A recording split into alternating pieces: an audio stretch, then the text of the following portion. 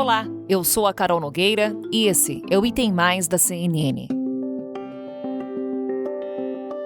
A nova variante do coronavírus, identificada pela primeira vez em Botsuana, no sul da África, é motivo de preocupação no mundo todo. E é justamente como uma variante de preocupação que essa linhagem foi classificada pela OMS. No comunicado, a Organização Mundial da Saúde também definiu o nome técnico dessa nova variante, Ômicron. Com casos registrados em vários países, essa linhagem tem muitas mutações que podem conferir vantagens ao vírus. São cerca de 50, o dobro da variante Delta, por exemplo. 30 dessas mutações estão na proteína Spike, que liga o vírus à célula. Ainda na semana passada, essa cepa já havia sido encontrada na África do Sul, em Botsuana, em Hong Kong, em Israel e na Bélgica.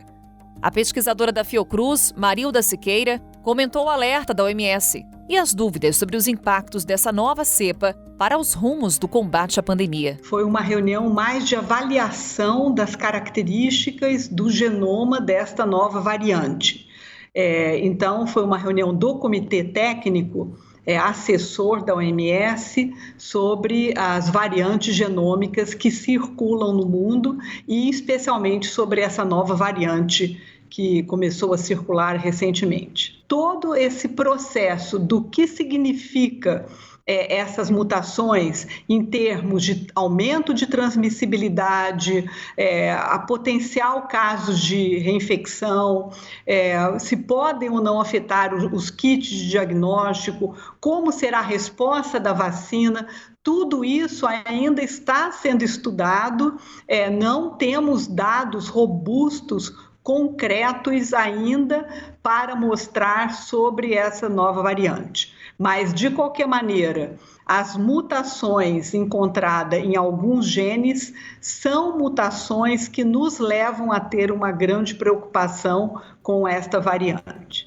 A chegada dessa nova variante fez com que países adotassem medidas restritivas. Muitos anunciaram bloqueios totais ou parciais a viajantes vindos de países do sul da África. O Brasil foi um deles.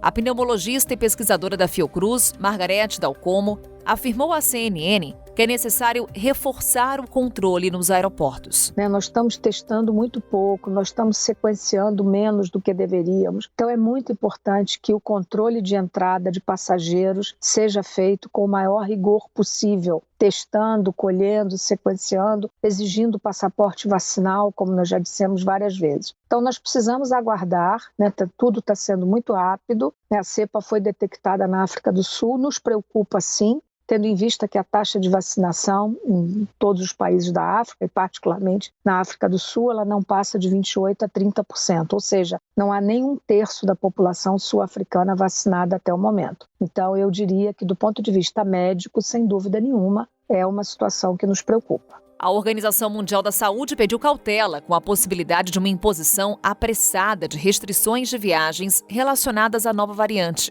A OMS defende que é preciso realizar uma avaliação de risco baseada na ciência. Sobre o que está acontecendo no mundo, recebemos aqui no Item Mais o Marcelo Favalli. Ele é editor de internacional da CNN. Favalli, é sempre muito bom conversar com você. Pena que um assunto tão sério que nos impede aqui de sorrir bastante como a gente gosta, que é a identificação de uma nova variante do coronavírus, identificada pela primeira vez no sul da África. E o que chama a atenção foi a reação dos países. Um efeito praticamente em cadeia. Um país começou a fechar suas fronteiras aéreas, ou seja, voos vindos do sul da África foram barrados, banidos. Viajantes também vindos desses países, passando por um controle rigoroso, inclusive alguns países adotando quarentena, por exemplo. Essa foi a principal reação, Favalli. O que mais que a gente pode destacar após a identificação da nova variante, da Ômicron? Carol, é sempre um prazer falar com você e com os seus ouvintes aqui do podcast Item Mais. É o seguinte, vamos dividir essa resposta em duas partes. A primeira foi a resposta política dos países. O G7 chamou uma reunião de emergência para se tomar medidas secundárias, mas a primária foi, como você falou, o fechamento das fronteiras para viajantes que tenham saído da África do Sul, Botsuana e outros países vizinhos ali no sul do continente africano, ou passageiros que tenham feito escala naquela região do mundo nas últimas 72, 48 horas.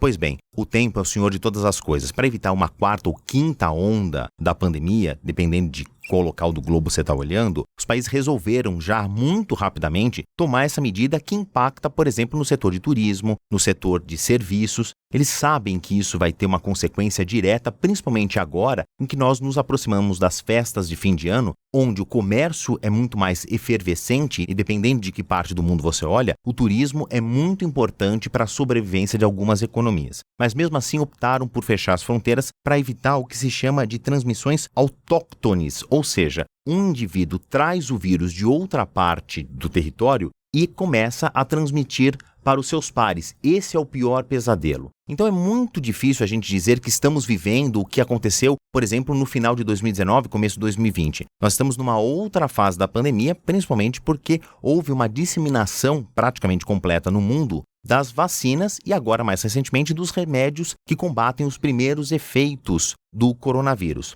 Mas a gente ainda está pisando num terreno muito nebuloso, num terreno muito pantanoso, porque a gente não sabe exatamente se essa versão Omicron é muito mais letal do que as variantes, por exemplo, Alfa e Delta. O que se tem indícios ainda primários é que ela é muito mais transmissível. Mas vamos falar agora da parte dos países em si. Houve uma resposta muito rápida dos governos no fechamento das suas fronteiras e eu destaco um discurso do Boris Johnson. Se a gente voltar no tempo, ele também tem agora uma mudança de discurso. Lá no começo da pandemia, ele estava muito mais receoso em tomar essas medidas de distanciamento social e de contenção do fluxo de pessoas e agora ele foi um dos primeiros a dizer que o Reino Unido, por exemplo, estaria fechando as suas fronteiras para cidadãos ou viajantes que passaram ou tenham vindo da África do Sul, lembrando que parte da África do Sul foi colonizado, por exemplo, pelos britânicos. Então esse fluxo migratório, esse fluxo de viagem entre Reino Unido e a África do Sul é muito constante. Eu não estou falando apenas do turista que passeia a lazer, mas também do fluxo de negócios. Todos eles, os países que fecharam as suas fronteiras, sabem que vai haver uma consequência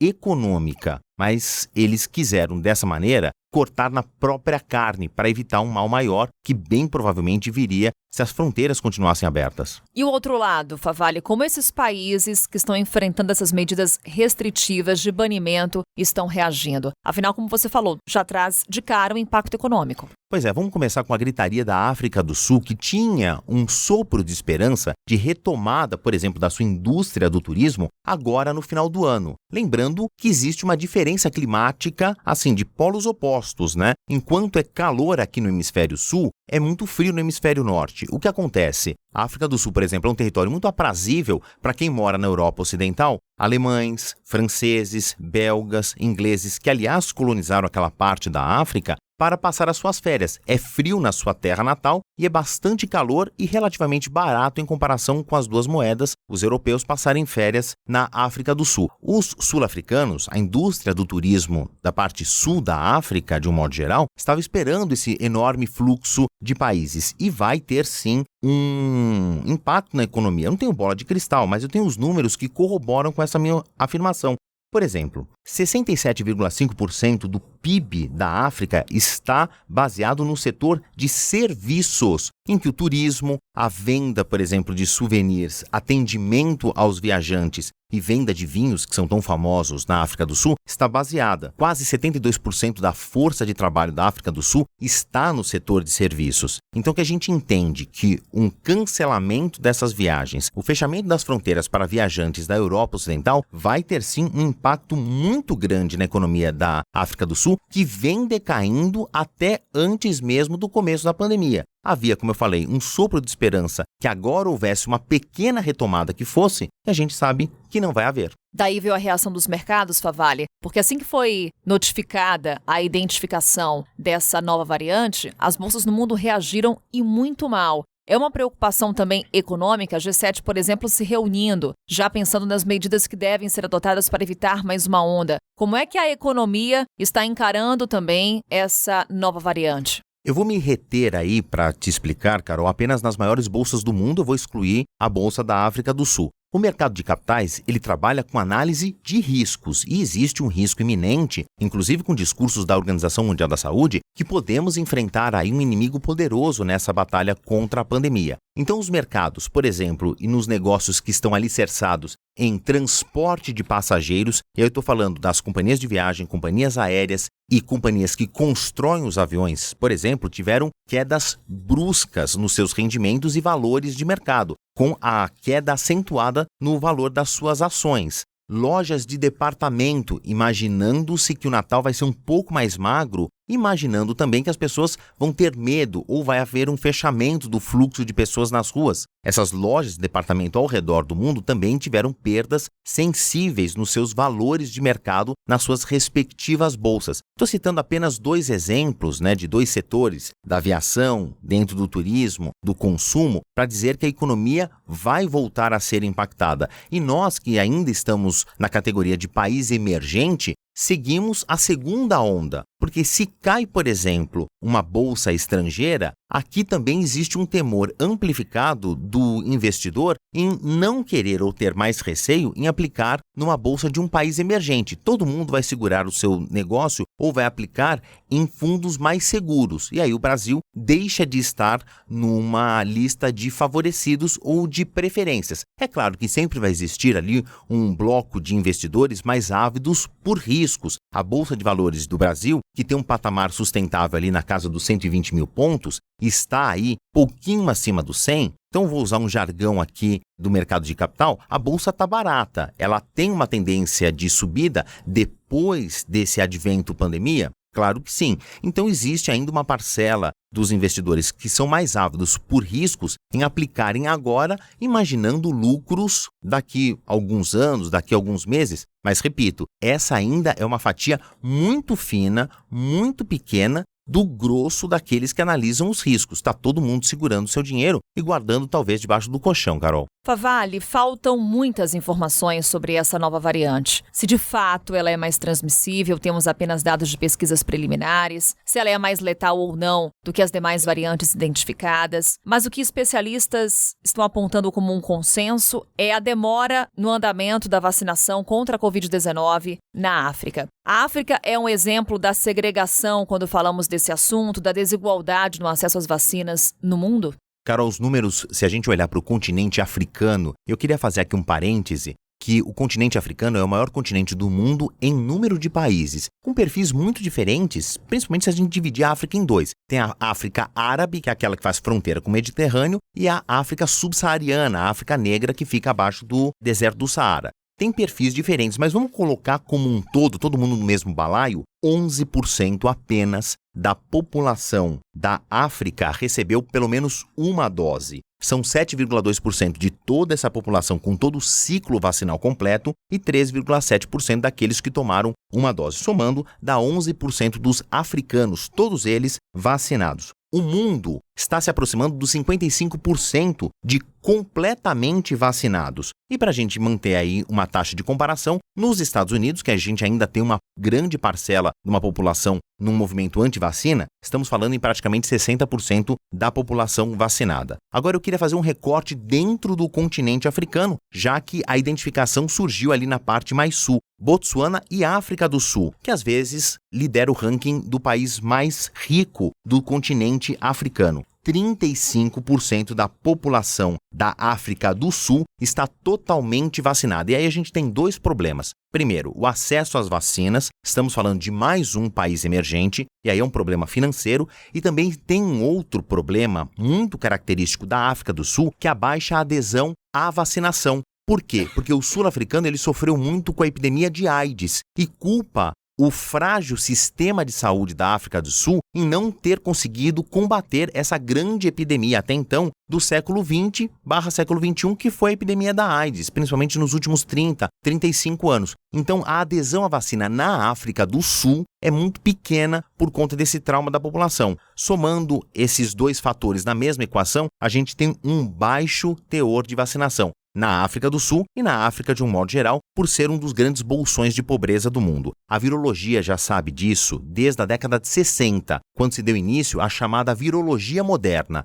O vírus, ele é um organismo que tenta sobreviver. Então, as suas evoluções o tornam, de um modo geral, mais transmissíveis. Enquanto mais hospedeiros o vírus tiver, maior chance de sucesso e de sobrevivência ele tem. Também um traço geral que cada evolução do vírus deixa ele menos letal, para que ele mate menos hospedeiros. Com menos hospedeiros, ele tem menos chance de sucesso. É uma equação que a vida achou uma resposta para continuar a sua cadeia de evolução. Nem sempre é assim. A gente ainda não sabe se a Ômicron se encaixa neste padrão. A Delta, por exemplo, segue essa regra. Ou seja, então ainda, como você falou agora há pouco, Carol, nós temos dados ainda muito preliminares, mas já sabemos, por experiência, que a Ômicron é muito contaminante. Quanto à letalidade, vamos ter que esperar um pouquinho mais para saber. É o que vamos detalhar ainda mais aqui nesse Item Mais. Marcelo Favalli, por enquanto, muito obrigada. A gente volta a se falar com certeza. Sempre à disposição e espero que da próxima vez com notícias melhores, Carol. É o que esperamos. Abraço, Favalli.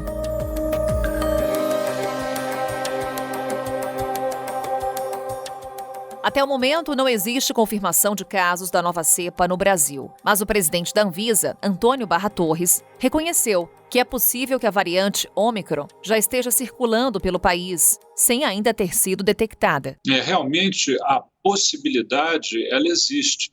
Não temos como dizer, olha, é zero chance de já estar aqui no Brasil. Não é possível. Então, a possibilidade de já termos algum caso que ainda não tenha sido identificado, ela existe, é uma possibilidade. O fato é que até o presente momento não temos registro. Após o alerta sobre a nova variante, o Ministério da Saúde emitiu uma orientação para as secretarias estaduais e municipais sobre os riscos da chegada dessa variante ao Brasil. O ministro da Saúde, Marcelo Queiroga, procurou transmitir uma mensagem de tranquilidade para a população e destacou que a vacinação contra a Covid-19 é a principal estratégia para o combate à pandemia. Eu gostaria de tranquilizar todos os brasileiros, porque os cuidados com essa variante são os mesmos cuidados com as outras variantes. E a principal arma que nós temos para enfrentar essas situações é a nossa campanha de imunização.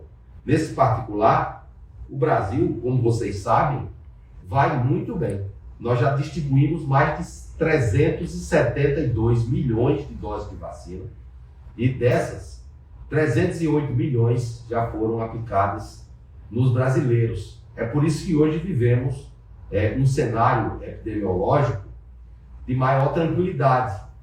Os nossos hospitais têm leitos disponíveis, as nossas salas de vacinação têm vacinas para vacinar todos os brasileiros que estão aptos para tomar essas vacinas e as autoridades sanitárias dos estados e dos municípios, juntos com o Ministério da Saúde, estão trabalhando para que tenhamos uma segurança cada vez maior. O que sabemos sobre a variante Ômicron? Quais são os cuidados que o Brasil e os outros países têm que adotar? Sobre essas e outras questões, falamos agora com Alexandre Naime Barbosa. Ele é médico infectologista, chefe do Departamento de Infectologia da Unesp, consultor para a Covid-19 da Sociedade Brasileira de Infectologia e da Associação Médica Brasileira. Doutor Alexandre, muito obrigada por nos atender aqui no Item Mais. Seja bem-vindo. Eu que agradeço o convite, fico sempre à disposição para participar. Doutor, temos o presidente dos Estados Unidos, por exemplo, dizendo essa nova variante identificada no sul da África é uma variante de preocupação e não de pânico.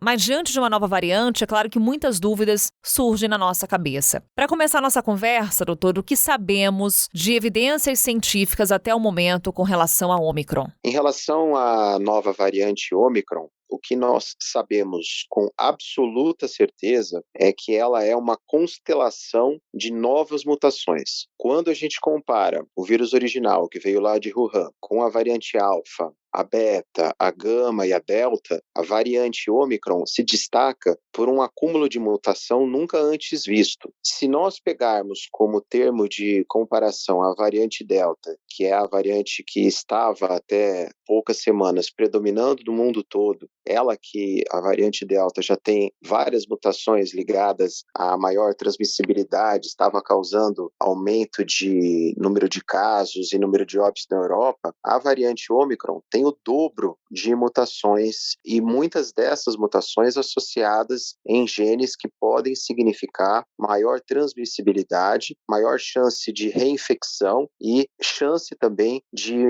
escape da resposta imunológica. Mas veja que tudo isso são códigos genéticos alterados que têm a possibilidade desse significado clínico, desses desfechos clínicos desfavoráveis que eu mencionei. Isso não é uma certeza, e por isso realmente que é uma variante que tem que ser denominada variante de atenção. Nós devemos ficar preocupados, fazer vigilância de casos, tentar conter que essa variante se espalhe. Não adianta em nada pânico, desespero ou medidas que não tenham comprovação científica, porque nós não sabemos, em termos práticos, se essas mutações que foram identificadas vão realmente se traduzir numa gravidade maior em relação à pandemia. Ou seja, não sabemos ainda se ela é mais letal do que as demais variantes ou até mesmo se ela é resistente às vacinas que já foram desenvolvidas contra o coronavírus. Exatamente. O que nós não sabemos ainda é que é muito importante. O quanto que essa variante é mais transmissível que o vírus original, o vírus que saiu de Wuhan, ou o vírus Delta, que era o que estava predominando.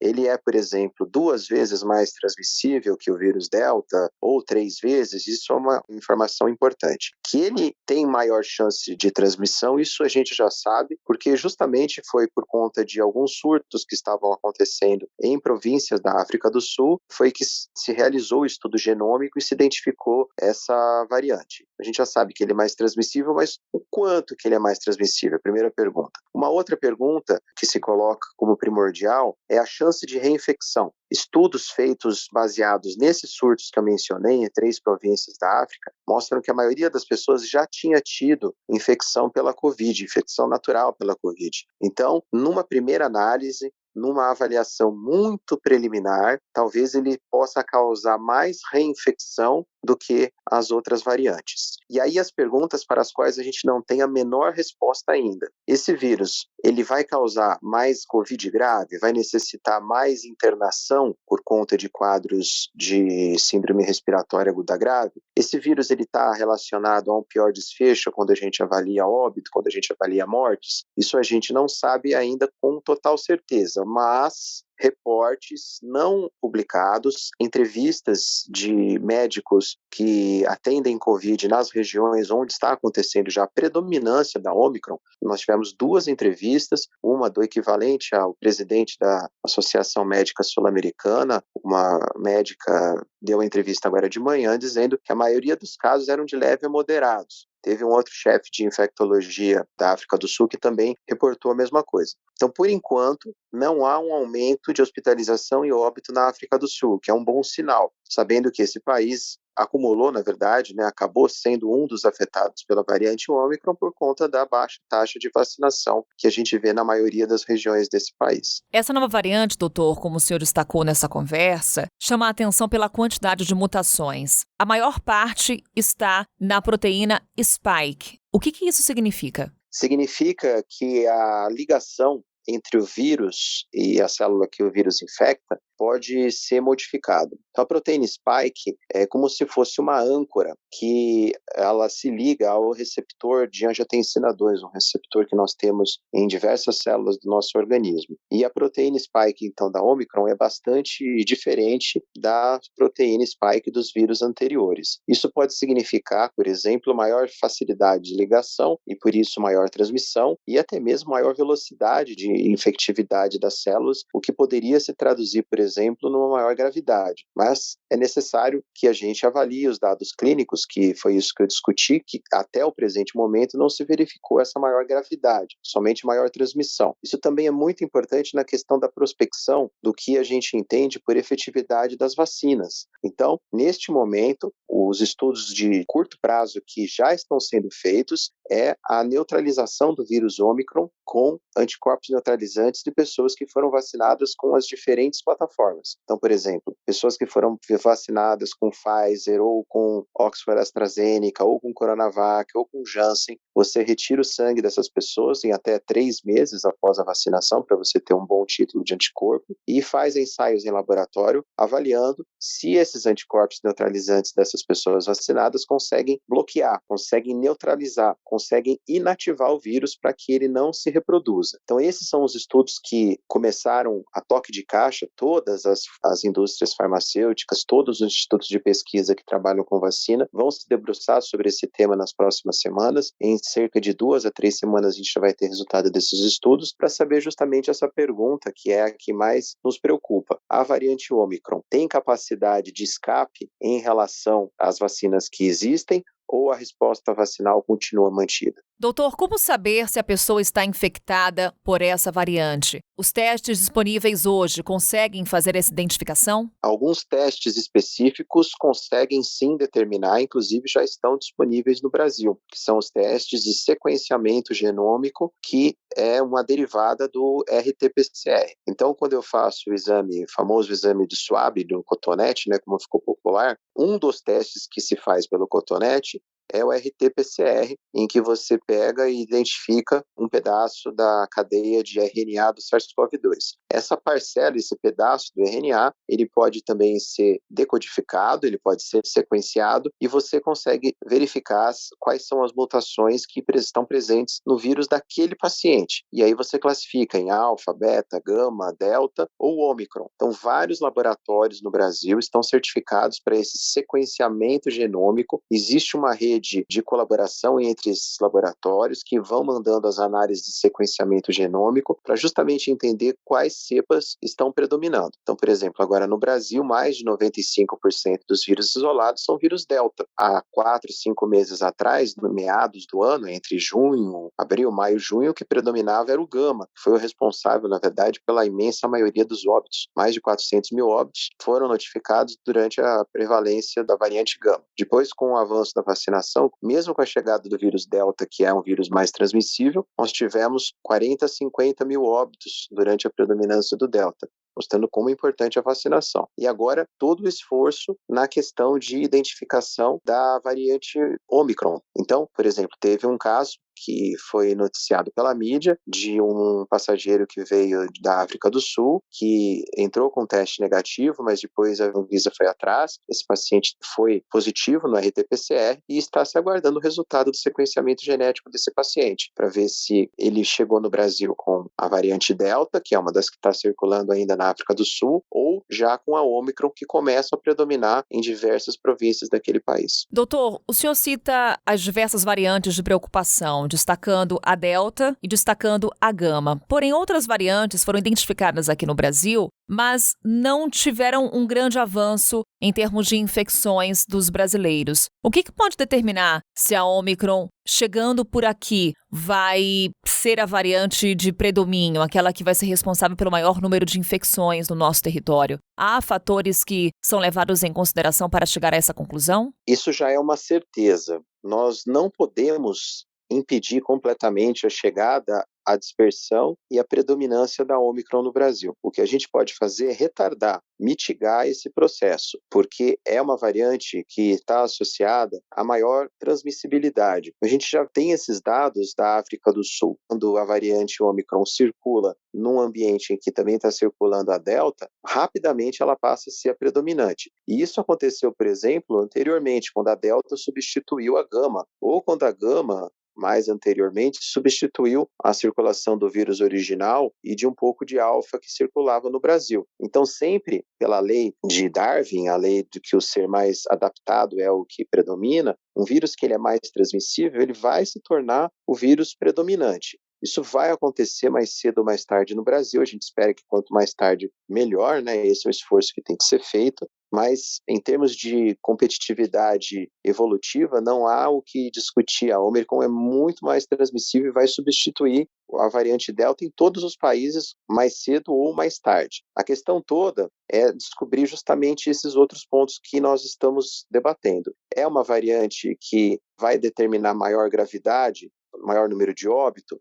É uma variante que está associada à falha de vacina ou não? Tudo isso, então, tem que ser estudado o mais rápido possível, porque, por exemplo, se for uma variável menos patogênica, isso pode acontecer. Quando o vírus acumula muita mutação, ele vai se tornando cada vez mais, entre aspas, benigno, menos patogênico, menos agressivo. A intenção do vírus é circular bastante. Quanto mais pessoas o vírus mata, pior para ele, porque ele não consegue se transmitir. Então, é isso que tem que ser avaliado, até de uma forma muito preliminar. Eu já citei que a imensa maioria dos casos na África do Sul está sendo de moderada, leve a moderada, então não estão sendo casos graves. E também tem a questão da vacinação. O Brasil conta agora com uma população extremamente bem vacinada, falta intensificar a questão da terceira dose. Acho que essa é uma pauta muito importante para que o Brasil consiga evitar problemas com o Ômicron, que é intensificar a terceira dose na população que está completando aí 5 meses depois da segunda dose. Doutor, para encerrarmos, estamos com uma nova variante identificada no sul da África e estamos falando aqui no Brasil, por exemplo, da realização de carnaval, de réveillon em algumas cidades, de liberação da máscara agora no fim do ano. É hora de falar sobre isso? Se você me fizesse essa pergunta uma semana atrás, antes da identificação da Ômicron, eu diria que o cenário epidemiológico permitiria a discussão de abrir uso de máscara em ambiente aberto, sem aglomeração, que o carnaval poderia ser pensado desde que próximo à data da realização fosse revisto as questões de transmissibilidade, as taxas de ocupação de leitos de hospital e UTI. Mas agora, com a descrição da variante Ômicron, e a pandemia é assim mesmo, é dinâmica, e nós também temos que aprender a dar respostas dinâmicas. Não adianta querer fechar tudo sempre ou abrir tudo sempre, né? Nós temos que ir mudando, modulando a resposta de acordo com as informações. No presente momento, com as informações que a gente tem dessa variante de atenção da Ômicron, pelo potencial de altíssima transmissibilidade que ela tem, realmente agora não é mais o momento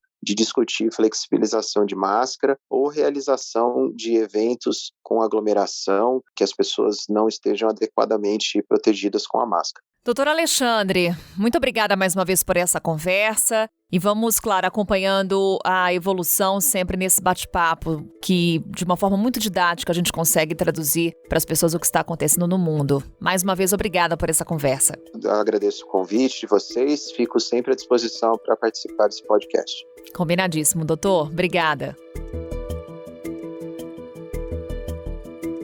É com esse alerta do Dr. Alexandre que encerramos o Item Mais de hoje e reforçando que ainda estamos vivendo a pandemia de Covid-19, portanto os cuidados continuam. Máscara, evitar aglomerações, álcool em gel e, claro, seguiremos aqui na cobertura atualizando você. A gente se vê amanhã. Tchau. Com a minha apresentação, Carol Nogueira, este podcast foi produzido pela Maremoto para a CNN Brasil. Roteiro e pesquisa, Maíra Alfradique. Pauta e produção, Danilo Santana. Edição e sonorização, Luan Alencar. Coordenação geral, Paula Weinberg. Coordenação de produto, Verônica Schneider. Coordenação editorial, Diego Toledo. Direção de jornalismo digital, Daniel Tosi. Você também pode ouvir o Item Mais no site da CNN Brasil. E aproveite para conhecer os nossos programas em áudio. Acesse cnnbrasil.com.br/podcasts.